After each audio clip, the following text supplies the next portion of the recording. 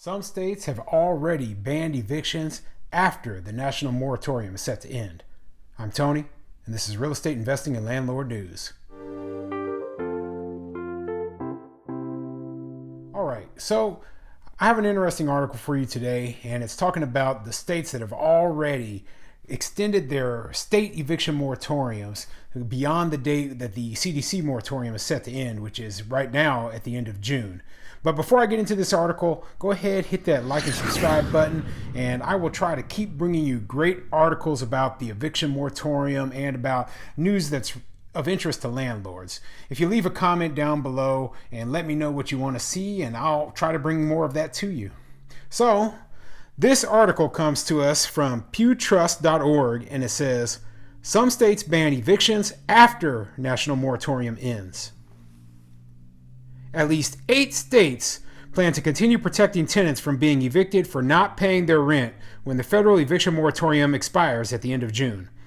The latest move came in Hawaii on Monday when Democratic Governor David Ige extended the island's moratorium for 2 months. We want to make sure that those in need can apply for and get the need and mediate any problems so that we can stop the overwhelming sense of evictions that may occur at the end of the moratorium, said Ige in a video interview with the Star Advertiser. Yeah, we already knew that this was probably what's going to be happening in the more tenant-friendly states, okay? They're not going to just let the federal moratorium end and then just have all their tenants immediately face eviction. But what they are going to do instead is try to drag this process out. And they're going to end up extending the moratorium in some states, I know, well into 2022 because they pretty much have no choice. They're not providing rental assistance to the landlords, but at the same time, they don't want to kick the tenants out. So they're really hoping that the landlords will take the place of social services or take the place of homeless shelters. And that's not our job, okay? We're private business owners and private property owners. And we deserve and we do have a right to our property. We deserve to be paid. And the tenants should, complete the terms of the contracts that they agreed to. But, a lot of these cases, these states are just really letting the tenants do whatever they want. And in some cases, the states are giving the tenants the money directly, the rental assistance money directly, and then those tenants aren't giving it over to the landlord, which is really just making the problem worse, just giving a tenant an extra paycheck. I mean, come on, all the stuff that's happening recently is just, it's insane. And if we even had talked about stuff like this happening just 2 years ago, nobody would have believed it would go this way. Tenants and housing advocates are calling for extensions, while landlords and realtors fight to end state and federal eviction moratoriums in court. At the start of the pandemic, state and local officials noted the importance of housing stability to stop the spread of COVID-19. Governors, legislators, and courts across 43 states, 5 U.S. territories, and Washington, D.C. issued eviction moratoriums, according to Eviction Lab, a research organization at Princeton University. Following the expiration of many state eviction moratoriums, the CDC issued a federal order in September, which was extended in March through June 30th. After last summer, a lot of the states decided they just didn't want to extend the eviction moratoriums anymore. But the CDC stepped in there and they were like, no, we think that this will spread the coronavirus. Well, I might have agreed before, okay? Might have. Probably not, but I might have agreed before. But now I really don't agree because, they're at the point now where over 50% of the U.S. population has had at least one shot of the coronavirus vaccine, okay? And not only that, but the case numbers have plummeted.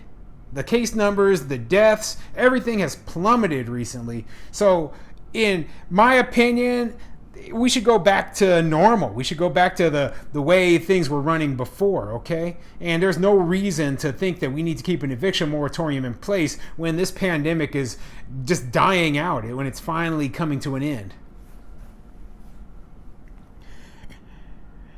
In most states, the CDC moratorium is the only measure blocking landlords from evicting tenants who are unable to pay rent and would not have another safe housing option if they were to be evicted. More than 3 million renters nationwide said in mid-May that they were somewhat or very likely to be evicted within the next 2 months, according to the latest data from the U.S. Census Bureau Household Pulse Survey. Yeah, but the question isn't if there's 3 million people who are likely to be evicted now. The question is, will that spread the coronavirus? Because if it's not going to spread the coronavirus, then the CDC has no ground to stand on. Okay, I mean, that's the whole reason they threw their eviction moratorium out there was, well, we want to slow down the spread of the coronavirus. Well, with more than 50% of the population having at least one vaccination, I just don't see that happening. I just don't. As of June 8th, 16 states had standing moratoriums. Only half of these state moratoriums will continue to be in place when the federal moratorium ends, unless they are extended, according to data collected by Eviction Lab partners. New York has extended its moratorium until September for tenants who have been impacted by COVID-19 or for people whose health could be at risk if made to move. New Jersey will continue to halt evictions until 2 months after its state of emergency ends. This week, Governor Phil Murphy, the Democrat, signed an order that ends the majority of executive orders put in place as a result of COVID-19 on July 4th. In Vermont, renters will continue to have eviction protections until at least July 4th, according to a report from Vermont Public Radio. Oregon's eviction ban will expire at the same time as the federal eviction ban, but landlords still will be prohibited from evicting tenants for rent owed between April 2020 and June 2021. Renters will have a deadline of the end of next February to pay their back rent. Wow, I think Oregon's is probably the worst out of the ones I just read. Okay, so they won't be able to evict anyone until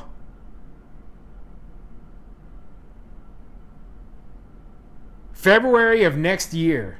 I mean, that's pushing it, and they have up till February to pay back rent. So imagine the tenant just decides to just drag it out, and they're like, "Oh well, the federal eviction moratorium let's say it ends at the end of June.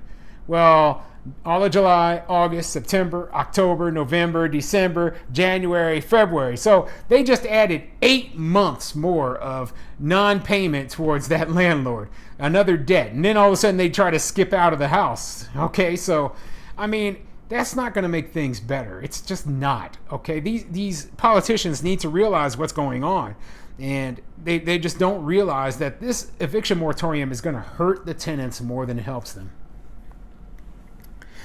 Tenant advocates in California, Oregon, and Washington state are calling for extensions on statewide eviction moratoriums.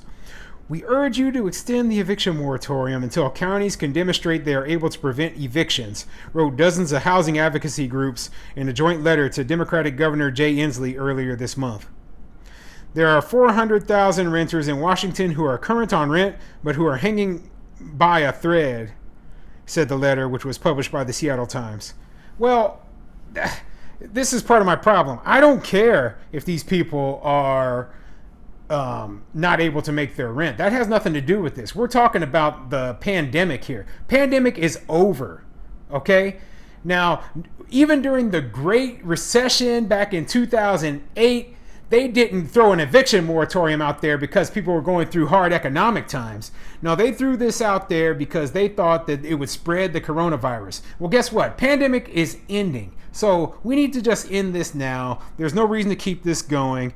And, these states, they're trying to continue. I mean, it's all the landlord friendly states. And it wouldn't surprise me one bit if one of these states just threw out a permanent eviction moratorium where you could never evict tenants. The only way you could get rid of tenants is if they chose to move out. Yeah. And I mean, that would be just straight stealing the property from the landlord at that point. So, I mean, it probably wouldn't pass in a Supreme Court, but who knows? I mean, things are crazy right now. There's been a huge shift in the way laws and rules are made, with this new administration. So I could see crazy things happening in the future. I just want landlords to be okay. I want, real estate to be a good thing to invest in going into the future. I want my kids to be able to invest in real estate, and I don't want to personally, the stuff that happens up in these landlord-friendly states, it can eventually find its way to me here in Nebraska. And that's a scary thing right there. And I don't want that to happen.